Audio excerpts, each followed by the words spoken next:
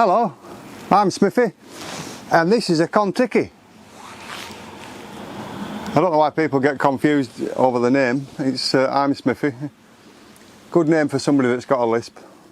Anyway, this video was supposed to be the end of the month and we've had a few problems, so anyway it couldn't be done, but such is life. But we have a lot of questions to get through, so hey, we've got some good end of the month questions, although it's not the end of the month now. But anyway, we'll crack on. Have you heard that? The rain, huh? Can you hear the weather? What a day. Anyway, I've just watched Andy from Many Fun Adventures making a video about how hot he is and red hot and he can't stand it. And we'll come to Lancashire. You'll soon cool down. Right, anyway, let's crack on. Dizzy tack. Do you wave at other motorhomes when they pass you on the road? I actually made a video of this, you know, and yeah, I wave at everybody. The only time I forgot to do it, I was turning a corner, and as I drove past a motorhome, they were waving. I thought, oh, and it was too late. But yeah, I try every time to wave if I can, yeah. And I said, for when you wave at somebody and they don't wave at you, what was his name? Ricky Gervais's. Can't remember his name now. The lad, he did toured the world, didn't he? And he said, okay, his name's gone from me, but he said he was waving at these people getting out of the boat and they didn't wave back, and he says, right, that's the last time I'm doing it. No, I wave at everybody, I don't mind me. Mark Mangan. I hope, Simon, do you intend doing any updates to the van, habitation or engine wise? I don't honestly, Mark. I put the Fablon on and these lights, which is not working, but I put these lights on just in case there's an emergency. I think I started to take the batteries out until I need them, because the batteries will leak after a while. Me and Sue always had the intention that we would be trading this van in and then keep doing that, hopefully till we retire. At the minute, this van does everything we absolutely need. It's got solar panels, it's got, you know, we can off-grid anywhere we want. I'm on an industrial estate at the minute, but I'm not far from the Heysham bypass. And it does have 6 laybys, and 4 of them are off the road. It's about a 6 mile, you know, length of road with 6 laybys in it. And I thought, you know, you could actually live on that bypass. If you parked in the first one overnight and then drove out and went in another one at the other side and then carried on doing it, over 6 nights you'd be in each lay-by. Who would know? Even the people that work Monday to Friday would never know that you're living there, or they wouldn't notice. Anyway, you can actually live on that bypass. So no, I've never done anything to the van. When I bought it, I stipulated that I wanted all the belts changing, oil and filter change, both filters, air filter and oil filter. And I said, providing you show me the receipts that you've done that, I will buy the van. And that's what they did. So I've had an oil filter change and, you know, other filter change. Apart from that, we've done nothing.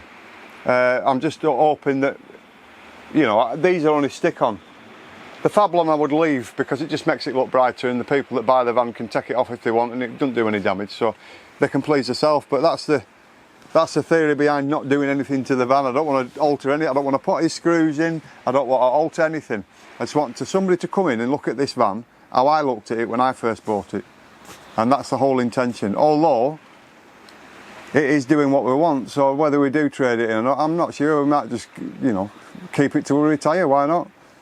It's doing what we want. It's still not a lot of miles on. 40,000 miles I think it's got on the clock. So thanks for the question. Jam Jazz 69. If in the unfortunate event of a breakdown, I'm with green flag. Have you got an emergency fund for unseen events? And are you, like most people our age, capable of doing minor services like brakes and oil changes? I had the oil change done at a garage. I do suffer with a bad back, so you know, I don't want to do anything that would cause it to have a problem again, because obviously I had to go in a wheelchair for about 13 weeks. My grandson was pushing me everywhere, so you know, yeah, I mean, I would have been able to do anything, you know, all sorts on the van, but no, I don't bother anymore. you know, I don't want any injuries, so that's why. You know, I did buy my own oil and the filters and that, but I just went to a garage in the end. I thought, you know what, I'm not getting on the floor to do that, and that's the reason.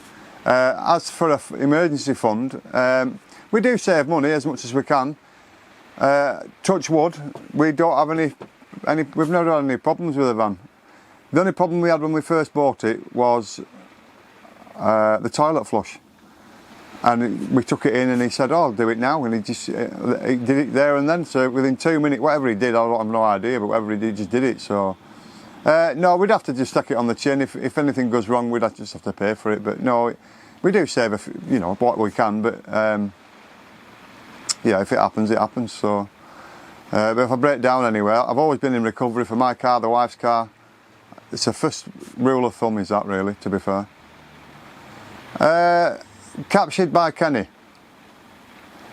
How are you getting on with your Mavic Mini? Well, hey, not in this weather. Bloody hell. Yeah, it's doing all right. To be fair, it's a very forgiving machine, should I say, not unforgiving. So if you don't do anything with the controls, it will just stay in wherever you left it until it runs out of power. You know, and then when it's running out of power, it'll go back to where you first took off from. Although I've never used return to home, and I've never let it run out that far. So yeah, it's, for videos, for me to add to my videos, it's great. You know, I will show you some of this bypass, and I'll show you the 4 off-road. I call them off-road because it's a bypass. They're a park up where they're off the road and they have an island between you and the road, so they're great park ups. You don't get the buffeting on, you know, on the van when somebody passes you. So that was captured by Kenny. So if you're going to get one, I'd get the Mavic Mini. You don't need a license. You're restricted on how far you can fly it. Obviously, you know, don't go mad with it. You don't go 10 mile away or whatever. You wouldn't go that far anyway, but anyway. So Graham Hanson, YouTube auto subtitles. I don't know why YouTube put subtitles on my videos. Is it my Lancashire accent? I'm speaking English, to be fair.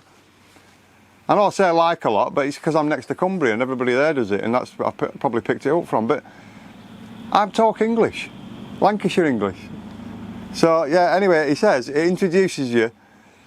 Hello, I'm Smoothie. Well, I'm not Smoothie, I'm Smithy, but hey, I don't mind. So it's quality, my new name. So this is Smoothie's Kontiki. Cheers, Graham. Leslie Carter. Hi Smithy, I've got a van similar to yours. Mine's a 2005 Swift Novella. The interior is just about the same as your Kontiki. I saw your video covering your lockers with Fablon. It looks well, I might have a go. I was wondering if you had any problems with your window blinds not staying down. We did in the Caravan, believe it or not. You're talking about these. That clip is the middle clip there, and it's clipping onto this. You can alter them both like that, but no, I've never had a problem in this. But I did in the Caravan, and in the Caravan it's like a 3-pronged thing that way and 2 that way that go into the corners, and they kept snapping. And my wife replaced them. She bought them from a Caravan place and replaced them. But no, in this van I've never had a problem with that. They just, you know, no problem. And the clip is in the middle. It's part of the handle. So, yeah, no problem, Leslie. Maybe with it being a different van, you have a different type of a clip to us. If that middle clip broke, then I suppose, yeah, we would have a problem, but we'd have to just replace that clip, I suppose. But I was clipping the middle there with the handle bit.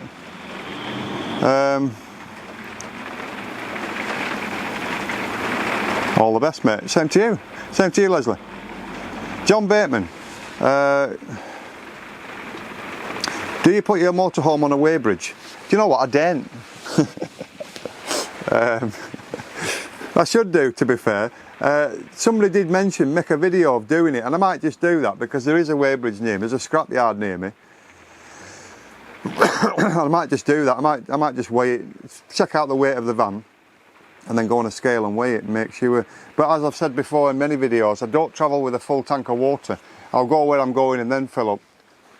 Unless I'm going off grid in the middle of Scotland, then I'll fill up sort of on the way to Scotland, like, if you will, rather than do it here and cart 70 litres of water or whatever it would take.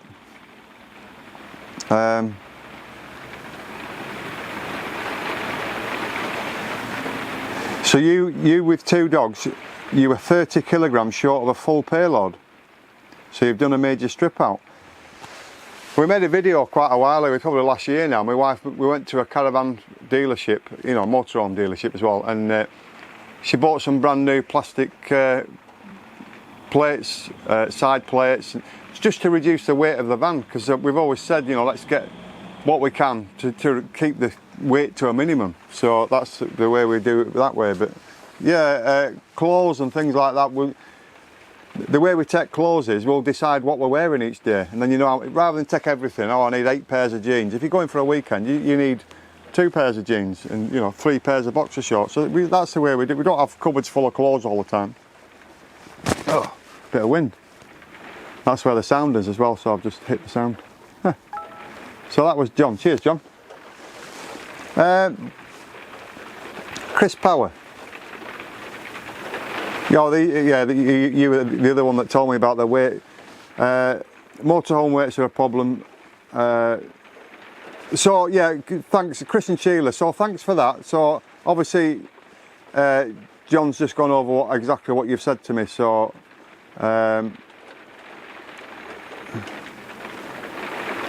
you're going to Lake Bala, and then who knows?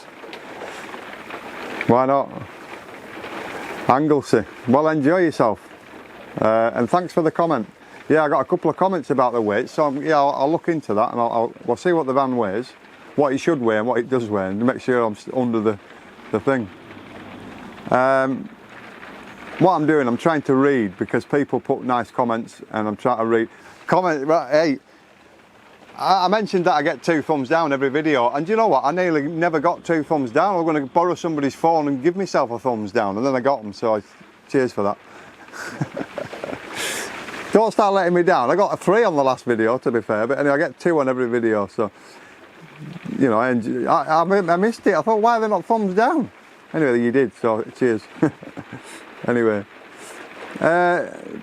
Stephen, I think it's Waff, W-A-U-G-H, so Stephen Waff, something, I don't know.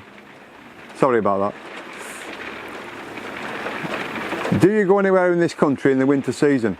Yeah, me and Sue have toured all of Europe in caravans and that, and yeah, I'm just happy to stay in Britain for now. Still looking after my mother and the mother-in-law, and you know, so we've got to stay. You know, we can go away for weekends, things like that. I've got a sister, Sue's got family and friends that can help us out with the mum and that, but yeah, we're just staying in Britain for now. I do want to go to Gibraltar at some point, through France, into Spain, Portugal, down to Gibraltar. Been to Gibraltar on holiday, loved it, so yeah, we'll do that eventually. Anyway, what preparations would you do? Just for the van, I'll obviously just, well, I check all the air in the tyres anyway, but just make sure that you've got antifreeze, the oil's topped up, just general, you know, maintenance really.